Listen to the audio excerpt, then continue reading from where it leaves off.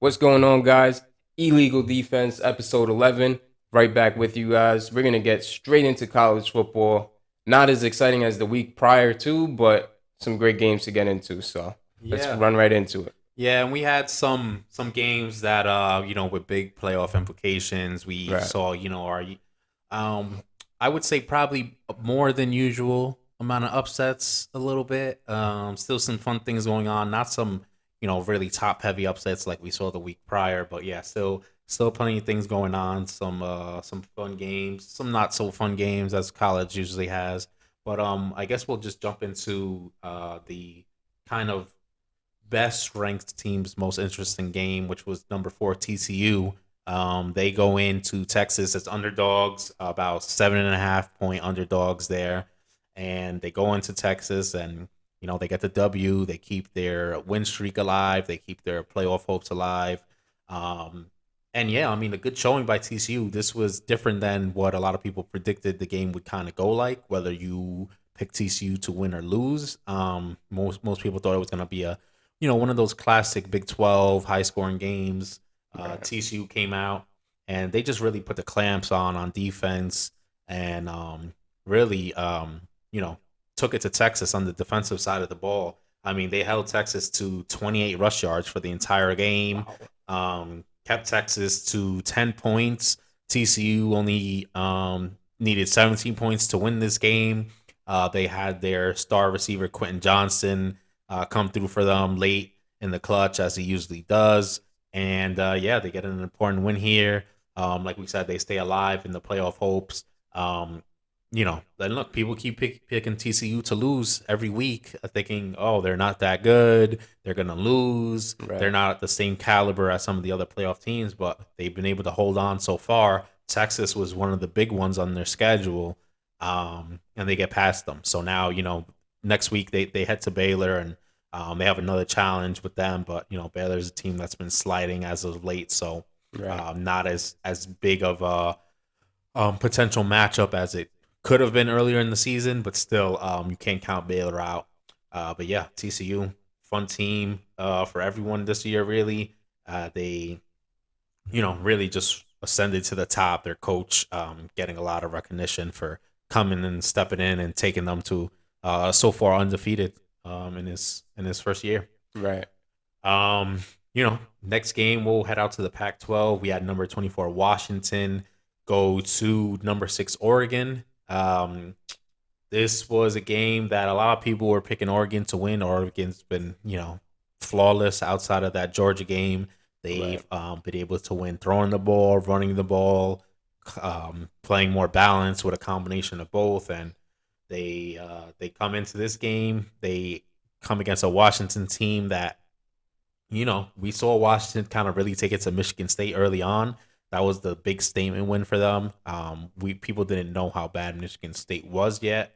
Right. But yeah, I mean that kind of put Washington on the map. Their quarterback Michael Penix, who transfers from Indiana, really putting up big numbers.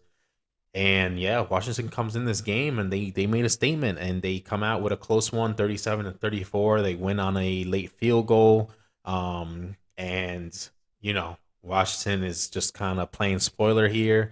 Um, and this really took away Oregon's probably their shot at the playoffs. Yeah, for And sure. they still have a shot at the Pac-12 championship, but yeah, Outside of that, the playoff picture for them is kind of looking slim because as we saw with Georgia in the beginning of the year, we saw the outcome and how they just got mowed by their offense, and they weren't it. Bo Nix was it was kind of like, oh, is Bo Nix really legit? What's really going on? Then he had the whole stint of games where he was just playing like a Heisman candidate, and it all boiled down to, I mean, it didn't all boil down to this specific game, but the fact that they lost this game is significant enough to keep them out of the playoffs, especially considering that Washington was ranked 24 at the time. So yeah, I mean, that's pretty much the whole scenario with Oregon.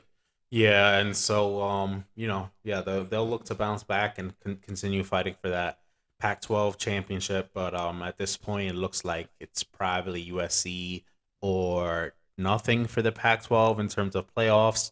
Um, But yeah, still look, these championship games are still important. Only four teams make the playoffs.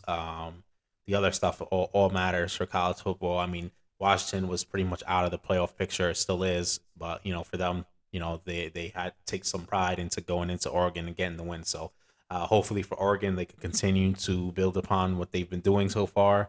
And with a coach like Dan Lanning who comes over with all that success from Georgia, might be some, still a bright future ahead for that young first year squad under his head coaching leadership. We can get into SEC matchup. Number 7 LSU goes into Arkansas. LSU, of course, picked up the huge win at Bama last week, where they go for the 2 point conversion and make it. This was a huge game because if LSU loses this gives Alabama, the shot to get into that SEC championship game and kind of give them some life back. The win here makes LSU, guaranteed to go to the SEC championship and represent the SEC West. Right. And they came out and they got the job done. They won 13-10. Wasn't a pretty win, wasn't super flashy by any means, but they did what was necessary. And as a result, first year under Brian Kelly, and they're going to the SEC championship game, and as a team that a lot of people would never had picked them to make. Right. So, look, they started off the year struggling. We all saw the first game with, they had missed field goals going on in some of these games. They, all sorts of things going on. Keishawn Butte pretty much disappeared. Just not buying in. And yeah, but but Brian Kelly found a way. He did what he needed to do as a coach, get his guys prepared, and they're winning a maybe a different style of football than some of the team might have wanted, but the guys who bought in are certainly reaping the benefits. And going to the SEC championship game in the first year, I mean, we all know how hard the SEC is. So congrats to them for picking up a win against a solid Arkansas team. This game was a 3 point spread, 3.5 point spread for Arkansas late. It rose to, but it pretty much was exactly what the odds makers thought. They thought it was going to be a close game.